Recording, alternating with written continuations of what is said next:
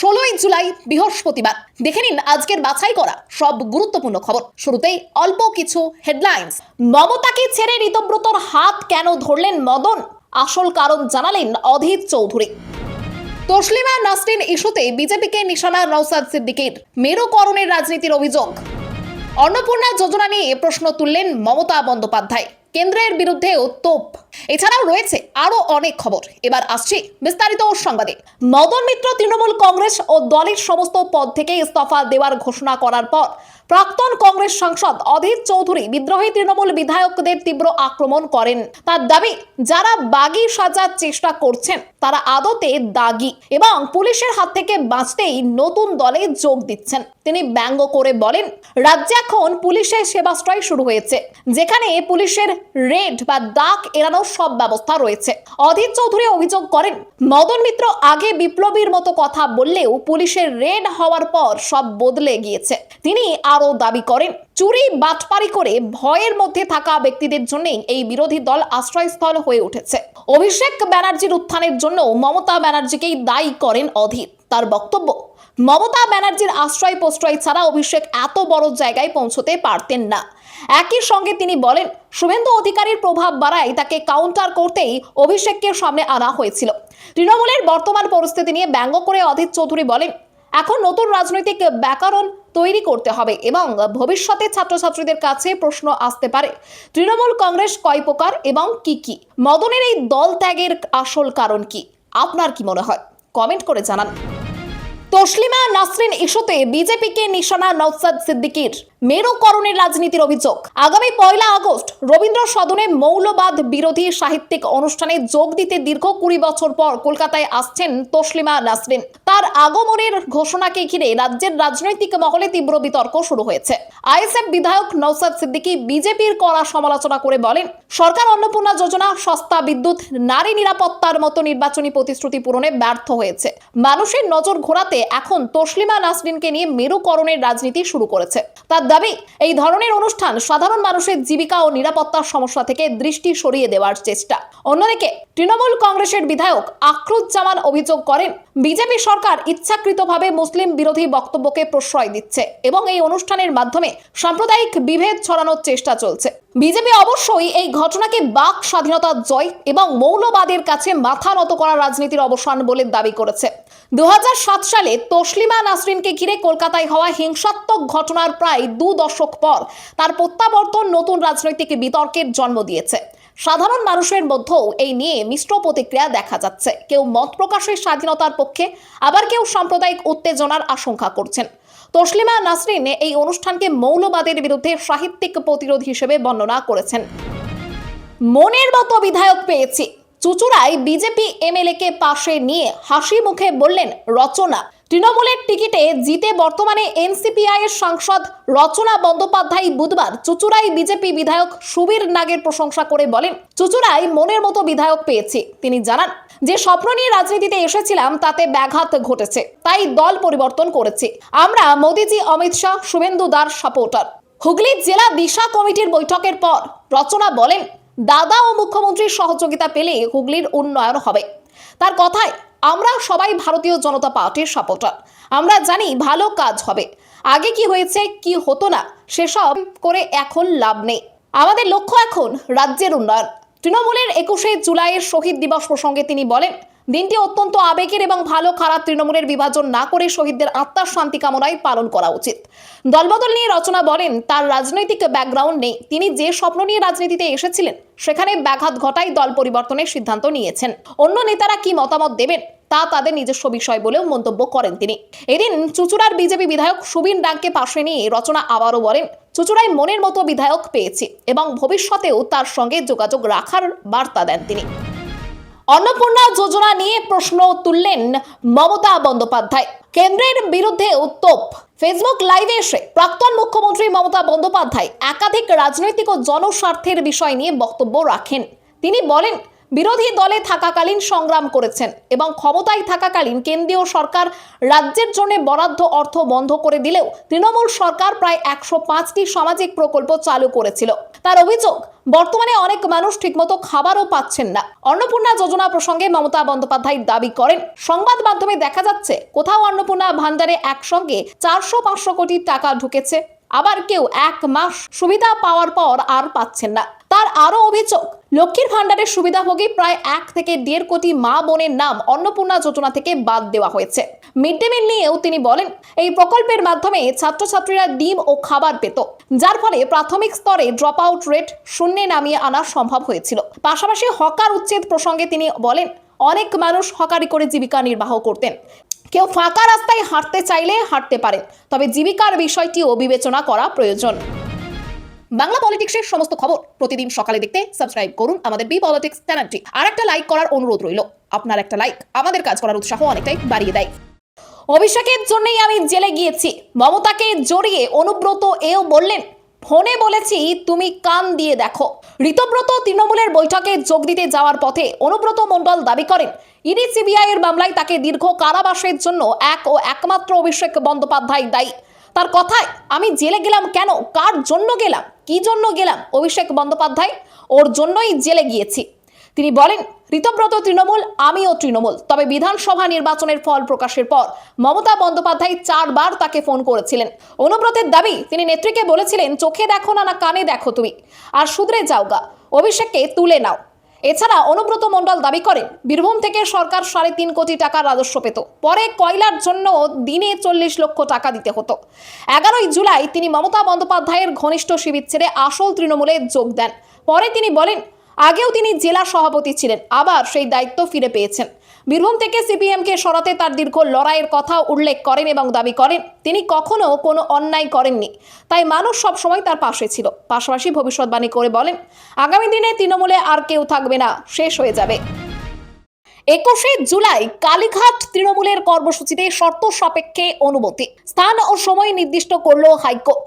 21শে জুলাই কালীঘাট তৃণমূলের কর্মসূচির জন্য বিড়লা প্ল্যানেটোরিয়ামের সামনে একদিকের রাস্তা ব্যবহারের অনুমতি দিল কলকাতা হাইকোর্ট। আদালত জানিয়েছে, দুপুর 12টা থেকে বিকেল 3:30 পর্যন্ত কর্মসূচি করা যাবে এবং সর্বোচ্চ 3000 লোক উপস্থিত থাকতে পারবেন। অন্যদিকে রাস্তা দিয়ে যান চলাচল স্বাভাবিক রাখতে হবে। শুনানিতে রাজ্য জানায়, এই এলাকায় স্কুল, কলেজ ও হাসপাতাল থাকায় বেশি লোক হলে সমস্যা হবে। অন্যদিকে কালীঘাট তৃণমূলের আইনজীবী কল্যাণ বন্দ্যোপাধ্যায় দাবি করেন, প্রতি বছর ভিক্টোরিয়া হাউসের সামনে এই কর্মসূচি হয় এবং সুবোধ মল্লিক স্কোয়ারে তারা কর্মসূচি করতে চান না। তিনি অভিযোগ করেন, রাজ্য আসলে অনুমতি দিতে চাইছে না। আদালতে কর্মসূচিতে সম্ভাব্য লোক সংখ্যা নিয়েও বিতর্ক হয়। কল্যাণ বন্দ্যোপাধ্যায় বলেন, 20,000 লোকও হতে পারে। পরে তিনি কমপক্ষে 5,000 লোকের অনুমতি চান। তবে রাজ্যের আপত্তির পর আদালত 3,000 লোকের অনুমতি দেয় এবং জানায়, বর্তমানে পরিস্থিতি বদলেছে, একই দিনে একাধিক কর্মসূচি থাকার কারণে সীমাবদ্ধতা রাখা হয়েছে। আদালত আরও নির্দেশ দিয়েছে, 18ই জুলাই বিকেল 4টের মধ্যে 20 জন স্বেচ্ছাসেবকের নাম পুলিশের কাছে জমা দিতে হবে। তারাই অন্য দিকের রাস্তা দিয়ে যান চলাচল নিশ্চিত করবেন। উল্লেখ্য, কালীঘাট তৃণমূলের হয়ে মামলাটি করেন রাজ্যসভার সাংসদ ডেরেক ওব্রায়েন। 21শে জুলাইয়ের মঞ্চে এক নায়কতন্ত্রের বিরুদ্ধে বার্তা ঋতব্রতর, শহীদ পরিবারের প্রতিনিধিদের অগ্রাধিকার। আদালত ও প্রশাসনের অনুমতি পাওয়ার পর ঋতব্রত বন্দ্যোপাধ্যায় জানান, এবারের 21শে জুলাইয়ের কর্মসূচি মেয়ো রোডে গান্ধী মূর্তির পাদদেশেই হবে। তিনি বলেন, 21শে জুলাইয়ের পবিত্র মঞ্চ কোনো বিনোদনের জায়গা নয়, এটি শহীদদের শ্রদ্ধার সঙ্গে স্মরণ করার দিন। তাই মঞ্চের সামনের সারিতে কোনো নেতা, টেলিভিশন বা সিরিয়াল শিল্পী কিংবা সেলিব্রিটি থাকবেন না। সেখানে জায়গা পাবেন শুধুমাত্র শহীদদের পরিবারের প্রতিনিধিরা। বেলা 12টায় শুরু হওয়া এই সমাবেশের সভাপতিত্ব করবেন অল ইন্ডিয়া তৃণমূল কংগ্রেসের চেয়ারম্যান অরূপ রায়। ঋতব্রত বন্দ্যোপাধ্যায় বলেন, যারা ভাবেন তাদের মাথার পেছন থেকে জ্যোতি বেরোচ্ছে, সেই তথাকথিত নেতাদের আমাদের মঞ্চে কোনো স্থান নেই। দলের সাংগঠনিক কাঠামোর প্রসঙ্গ তুলে তিনি ফুটবল দলের সঙ্গে তুলনা করেন। তার বক্তব্য, অনুব্রত মণ্ডল তাদের কাছে অরিজিনাল R9 আর মদন মিত্র তাদের রোনাল্ডিনহ। দলের অভ্যন্তরে একনায়কতন্ত্রের বিরুদ্ধে সুর চড়িয়ে ঋতব্রত বলেন, জেলা সভাপতি বিপ্লব মৈত্র সহ সমস্ত নেতৃত্ব যৌথভাবে কাজ করছেন এবং তার দাবি, এই লড়াই ব্যক্তিকেন্দ্রিক আধিপত্যবাদ ও লাল চোখের বিরুদ্ধে যৌথ শক্তির লড়াই। সেবাশ্রয় শিবিরে চিকিৎসায় অবহেলার অভিযোগ অভিষেক বন্দ্যোপাধ্যায়ের বিরুদ্ধে থানায় শিশুকন্যার পরিবার। সেবাশ্রয় শিবিরে চিকিৎসায় অবহেলার অভিযোগ তুলে শিশুকন্যা কৃতির ডান হাত বাদ যাওয়ার জন্য অভিষেক বন্দ্যোপাধ্যায়কে দায়ী করে বুধবার বিষ্ণুপুর থানায় অভিযোগ দায়ের করেছেন তার বাবা মা। তাদের সঙ্গে ছিলেন 2024 সালের ডায়মন্ড হারবার লোকসভা নির্বাচনে অভিষেকের বিরুদ্ধে প্রতিদ্বন্দ্বিতা করা বিজেপি নেতা অভিজিৎ দাস ববি। পরিবারের দাবি 2025 সালের 24শে জানুয়ারি কৈলানের সেবাশ্রয় শিবিরে অভিষেক বন্দ্যোপাধ্যায় তাদের মেয়ের চিকিৎসা ও পড়াশোনার দায়িত্ব নেওয়ার আশ্বাস দিয়েছিলেন। কৃতি আর্টেরিওভেনাস ম্যালিফরমেশন রোগে আক্রান্ত ছিল। অভিযোগ প্রায় 6 মাস কেটে গেলেও চিকিৎসার কোনো সুরাহা হয়নি। পরে বেঙ্গালুরুর একটি হাসপাতালে চিকিৎসকরা জানান অনেক দেরি হয়ে গিয়েছে এবং শেষ পর্যন্ত কৃতির ডান হাত বাদ দিতে হয়। কৃতির বাবা চিত্তরঞ্জন মান্না দাবি করেন অভিষেক বন্দ্যোপাধ্যায়ের আশ্বাসে ভরসা করেই তারা সেবাশ্রয়ে গিয়েছিলেন, কিন্তু শেষ পর্যন্ত মেয়ের হাত কেটে বাদ দিতে হয়েছে। মা রুমা মান্নাও অভিযোগ করেন এর জন্য অভিষেক বন্দ্যোপাধ্যায় ও তার সেবাশ্রয় ক্যাম্প দায়ী এবং অভিযুক্তদের কঠোর শাস্তির দাবি জানান তারা। বিজেপি নেতা অভিজিৎ দাসের অভিযোগ সেবাশ্রয় শিবিরে কোন চিকিৎসক চিকিৎসা করেছিলেন তার কোনো নাম বা রেজিস্ট্রেশন নম্বর উল্লেখ ছিল না।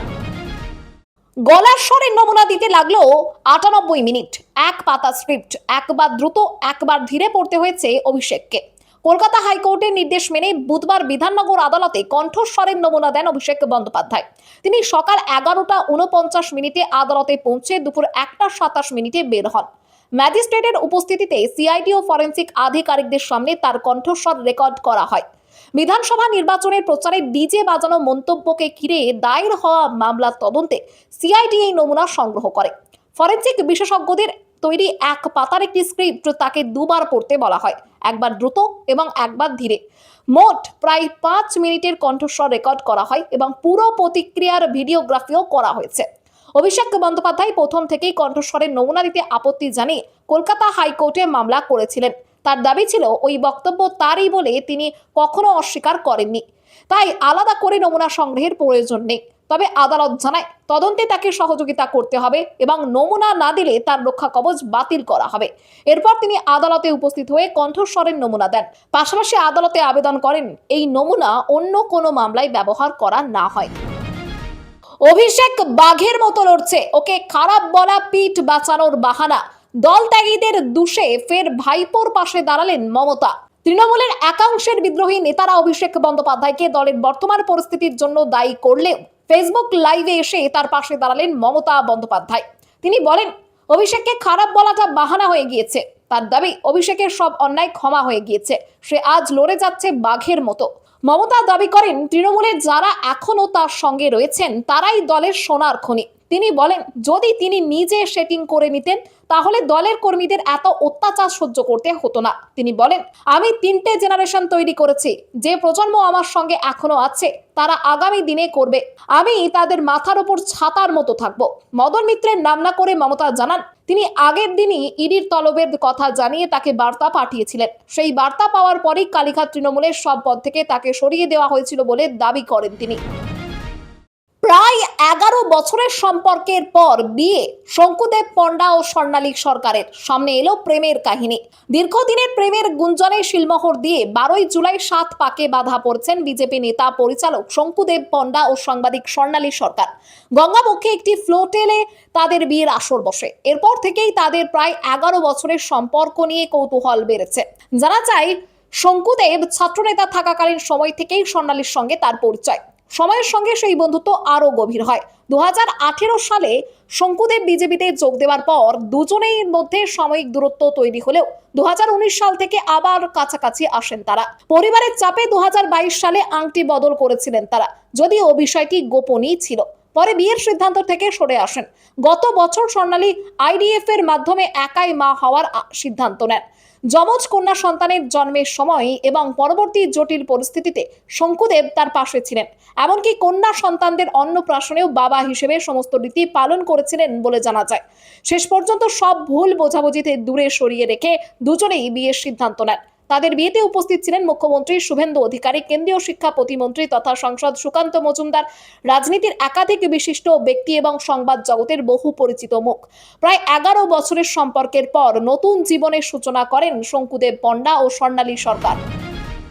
আগস্টেই 1000 নিয়োগের বিজ্ঞপ্তি। বিশেষ অ্যাপে মিলবে বেসরকারি চাকরি। বেকার যুবক যুবতীদের কর্মসংস্থানের জন্য পশ্চিম মেদিনীপুর জেলা পুলিশ পেস নামে একটি মোবাইল অ্যাপ চালু করেছে। এর মাধ্যমে আগস্ট মাসে 1000 জনকে নিয়োগপত্র দেওয়ার লক্ষ্য নেওয়া হয়েছে। প্রকল্পে মহিলাদের জন্য 30% সংরক্ষণ রাখা হয়েছে। 21 থেকে 31শে জুলাই আবেদন করা হবে এবং 1 থেকে 10ই আগস্ট আবেদনপত্র বাছাই ও ইন্টারভিউ হবে। মাধ্যমিক, উচ্চ মাধ্যমিক, আইটিআই, ডিপ্লোমা, স্নাতক সহ বিভিন্ন যোগ্যতার প্রার্থীরা আবেদন করতে পারবেন। জেলা পুলিশের দাবি, এই অ্যাপের মাধ্যমে কোনো দালাল বা মধ্যস্থতাকারী ছাড়াই চাকরি প্রার্থীরা সরাসরি বেসরকারি সংস্থার চাকরিতে আবেদন করতে পারবেন। রথযাত্রায় দক্ষিণবঙ্গে ঝড় বৃষ্টির সতর্কতা, একাধিক জেলায় ভারী বর্ষণের পূর্বাভাস। রথযাত্রার দিন বৃহস্পতিবার থেকে দক্ষিণবঙ্গে ঝড় বৃষ্টির দাপট বাড়বে। কলকাতা, হাওড়া, হুগলি, 2 চব্বিশ পরগনা, 2 মেদিনীপুর, ঝাড়গ্রাম, পুরুলিয়া, বাঁকুড়া ও পশ্চিম বর্ধমানে ভারী বৃষ্টির সম্ভাবনা রয়েছে। দক্ষিণ 24 পরগনা ও 2 মেদিনীপুরে কমলা সতর্কতা ও কলকাতা সহ একাধিক জেলায় হলুদ সতর্কতা জারি রয়েছে। শুক্রবার ও শনিবারও একই ধরনের আবহাওয়া থাকতে পারে। রবিবার থেকে উন্নতির সম্ভাবনা। আবহাওয়া দপ্তর জানিয়েছে, বঙ্গোপসাগরে নিম্নচাপ বর্তমানে উত্তর উড়িষ্যা এবং গাঙ্গেয় পশ্চিমবঙ্গ উপকূলের কাছে অবস্থান করছে এবং আগামী দুদিনে এটি সুস্পষ্ট নিম্নচাপে পরিণত হতে পারে। উত্তরবঙ্গেও দার্জিলিং ও জলপাইগুড়িতে ভারী বৃষ্টি এবং কালিম্পং, কোচবিহার, আলিপুরদুয়ার সহ সব জেলায় বজ্রবিদ্যুৎ সহ বৃষ্টি ও ঝোড়ো হাওয়ার পূর্বাভাস রয়েছে। শনিবার পর্যন্ত একই পরিস্থিতি থাকবে। রবিবার থেকে বৃষ্টি আরও বাড়তে পারে। খবর আজকের মতো এখানেই শেষ। আবার আসছি আগামীকাল সকালে। পরবর্তী খবরের জন্য সাবস্ক্রাইব করুন আমাদের বি পলিটিক্স চ্যানেলটি।